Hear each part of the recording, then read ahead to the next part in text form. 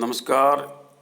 हिंदी विषय के सभी विद्यार्थियों को जो बीए, एमए, नेट, सेट, शिक्षक द्वितीय श्रेणी, स्कूल व्याख्याता, कॉलेज प्रोफेसर आदि प्रतियोगिता परीक्षाओं की तैयारी कर रहे हैं, उन सभी विद्यार्थियों के लिए मैं एक महत्वपूर्ण, उपयोगी एवं ज्ञानवर्धक विषय लेकर आया हूँ।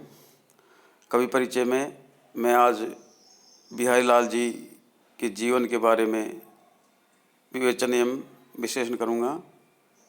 मैं हनुमान प्रसाद मीना, सहायक आचार्य हिंदी, राजकीय महाविद्यालय बयाना।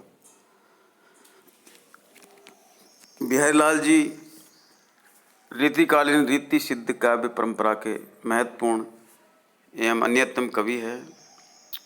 इनका जीवन काल 1595 ईस्वी से 1663 ईस्वी तक रहा।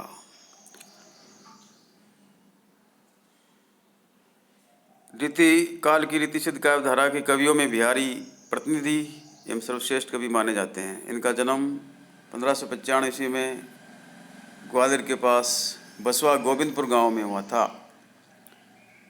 ये जाति के माथुर ब्राह्मण थे, अर्थात चतुर्वेदी चौबे थे। इनके पिता का नाम केशव राय था। इनके पिता निम्बार संप्रदाय के महंत नरहरिदास के शिष्य थे। बिहारी ने उनके यहीं संस्कृत प्राकृत के काव्य ग्रंथों का अध्ययन किया। बाद में ये वृंदावन आ गए और वहीं मथुरा के किसी ब्राह्मण परिवार में इनका विवाह हुआ और यहीं रहने लगे। ये घर जमाई बनकर अपने ससुराल में रहते थे।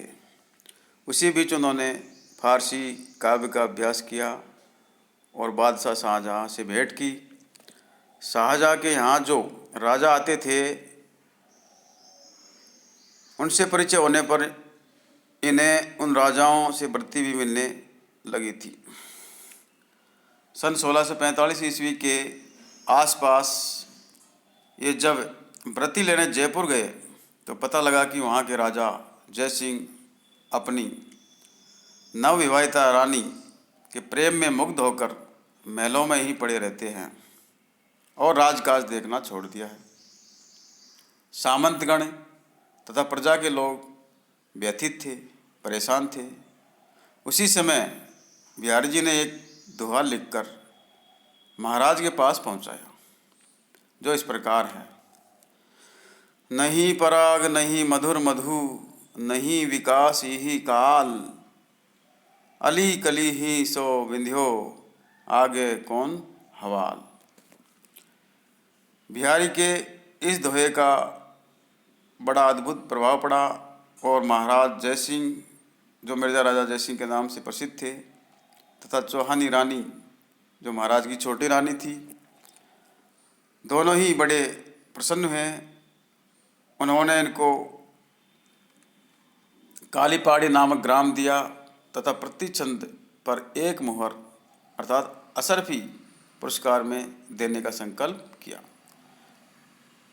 तदुपरांत बिहारी जयपुर में ही रहने लगे और आमेर दरबार के राजकवि के रूप में अपना जीवन सुखपूर्वक बिताने लगे। चौहानी रानी, छोटी रानी से कुमार राम सिंह का जन्म हुआ और तदंतर उसका विद्यारंभ संस्कार भी बिहारी ने ही कराया।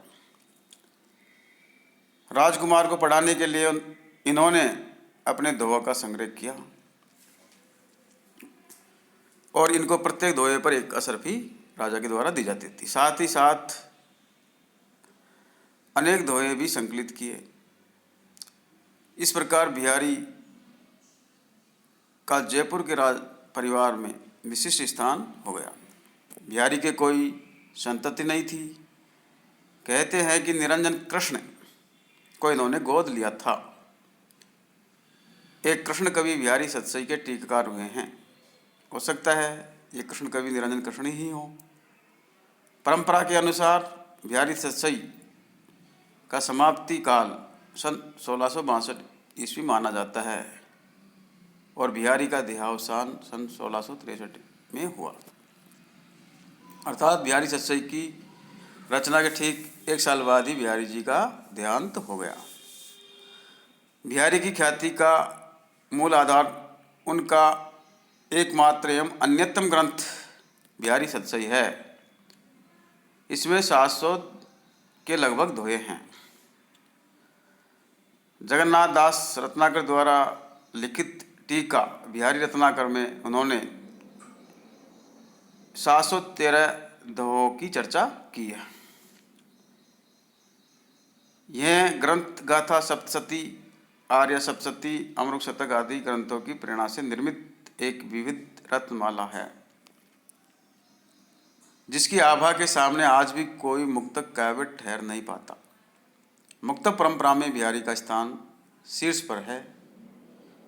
बिहारी सतसई नामक ग्रंथ में बिहारी ने अलंकार, रस, भाव, नायिका भेद, ध्वनि, वक्रोक्ति, रीति, गुण आदि का ध्यान रखकर सुंदर दोहे रचे हैं। यह सतसई परंपरा की एक उज्जवल कड़ी है। सतसई के अंतर्गत आलंकारिक चमत्कार और भाव सौंदर्य दोनों ही हैं। इसमें ध्वनि काव्य के उत्कृष्ट उदाहरण हैं। बिहारी सतसई पर अब तक लगभग 50 टीकाएँ लिखी जा चुकी है, जिससे इसकी लोकप्रियता सिद्ध होती है। इन टीकाओं में जगन्नाथ दास रत्नाकर द्वारा रचित बिहारी रत्नाकर प्रसिद्ध एवं महत्वपूर्ण हैं। बिहारी ने प्रेम और कला दोनों का महत्व अंकित किया है। बिहारी का संपूर्ण जीवन काव्य साधना में ही व्यतीत हुआ, इसलिए उनका एक एक दोहा मर्मस्पर्शी है और हमारे समक्ष सौंदर्य तथा प्रेम क्रीड़ा की मनोरम झांकियाँ प्रस्तुत करता है। बिहारी अपने संक्षिप्त वर्णन और नपे तुले शब्दों में किसी वस्तु, व्यक्ति या भाव का जगमगाता रूप निखार कर प्रस्तुत करते हैं। उनके रूप वर्णन, वे संधि के चित्रण तथा मादक एवं गदराई युवावस्था की मधुर झलके मन को मुग्ध कर लेती है और ये चित्रण केवल काल्पनिक न होकर जीवन के यथार्थ रूप है। बिहारी ने अपनी पैनी दृष्टि से जीवन का निरीक्षण किया था, अतः उन्होंने युवावर्तियों का सजीव चित्रण किया है। श्रृंगार के संयोग पक्ष के चित्रण में वे सिद्धहस्त है। वे अपने भावों और विचारों को कलात्मक रूप में प्रस्तुत करने की विलक्षण प्रतिभा से संपन्न थे। भक्ति एवं नीति के मार्मिक दोहे भी उन्होंने लिखे हैं। इस प्रकार बिहारी सतसई श्रृंगार, भक्ति और नीति की त्रिवेणी है। बिहारी ने श्रृंगार के संयोग एवं वियोग दोनों पक्षों का सुंदर वर्णन किया है। साथ ही भक्ति से संबंधित और नीति से संबंधित दोहों की रचना भी की है। भाषा, बिहारी की भाषा ब्रज भाषा है, जो साहित्यिक ब्रज है। ब्रज भाषा पर बिहारी का असाधारण अधिकार था। उनको शब्द और वर्ण के स्वभाव की परख थी। शब्द और वर्ण उनके दोहों में नगों की तरह जड़े हैं और रत्नों की माला बिखेरते हैं। शब्द को मांझने, चमकने, मोड़ने और संवारने की कला में बिहारी सिद्धहस्त है। उनकी रचनाओं में ब्रज भाषा अपनी प्रौढ़ता और भाव संपन्नता में इठलाती हुई चलती है। वह लय और गति, संगीत और नर्तन की विशेषताओं से युक्त है। उनकी भाषा प्रांजल, प्रौढ़, मधुर और सरस है। बिहारी विदग्ध कवि होते हुए भी अत्यंत मौलिक है। केवल मात्र एक ग्रंथ की रचना करके भी कवियों की पंक्ति में बिहारी का उत्कृष्ट स्थान है। बिहारी रीतिकालीन मुक्तक काव्य परंपरा के सर्वश्रेष्ठ एवं बेजोड़ कवि है। उन्होंने अपनी प्रौढ़ रचनाओं से मुक्तक काव्य शैली को ब्रजभाषा में प्रतिष्ठित किया। आचार्य रामचंद्र शुक्ल के अनुसार मुक्तक कविता में जो गुण होना चाहिए वे बिहारी के दोहों में अपने चरम उत्कर्ष को पहुंचा है, इसमें कोई संदेह नहीं। जिस कवि में कल्पना की समार शक्ति के साथ भाषा की समाज शक्ति जितनी अधिक होगी, उतना ही वह मुक्तक की रचना में सफल होगा। यह क्षमता बिहारी में मौजूद थी। इनके धोए गागर में सागर भरने का काम करते हैं। इसी कारण किसी ने कहा है, सतसैया के दोहरे जो नावक के तीर, देखन में छोटे लगे घाव करे गंभीर। अर्थात बिहारी जी के दोहे देखने में छोटे लगे हैं, लेकिन इनमें गंभीर अर्थ भरा पड़ा है। बिहारी बहुयुग कवि थे। इन्होंने अपनी सतसई में प्राय सभी विषयों की जानकारी का परिचय अपने दोहों में दिया है, जैसे ज्योतिष, राजनीति, गणित, नक्षत्र, वेद ज्ञान, रंग संयोजन, सांख्य शास्त्र आदि। अलंकारक योजना भी बिहारी ने बड़ी निपुणता से की है। कहीं कहीं दोहों में अलंकार उलझे पड़े हैं। विशुद्ध काव्य के अतिरिक्त बिहारी ने सूक्तियाँ भी बहुत सी कही, जो कि नीति संबंधी है। इस प्रकार बिहारी का रीतिकाल के कवियों में महत्वपूर्ण स्थान है।